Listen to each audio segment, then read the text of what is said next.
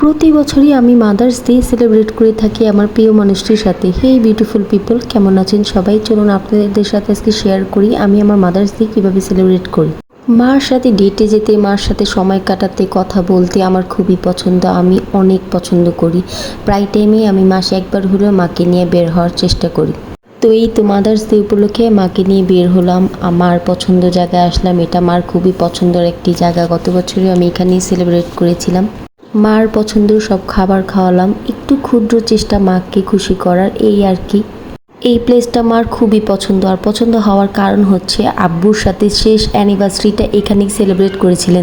জানি মাকে প্রতিদিনই ভালোবাসা যায়, কিন্তু একটা দিন যদি একটু বেশি স্পেশাল করা যায় মার জন্য, তাহলে মারা অনেক অনেক প্রাউড ফিল করে মনে মনে।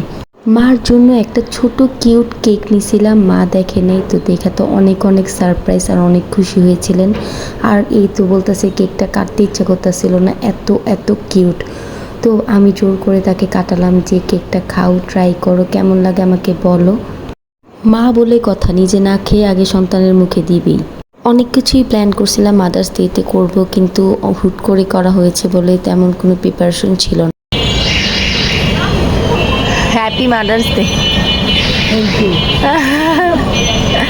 তোমার আব্বু কোন সময় ফুল দিছে আম্মু? তোমার আব্বু কোন সময় ফুল দিছে কি না? দিছে ফুল? ওই একবার একবারই দিছে। লাগে সাদুলের লাগে থাকতো না হলো পছন্দ। আব্বুর পর আমি তাকে ফার্স্ট ফুল দিলাম। Please like, share and follow. Thanks for watching.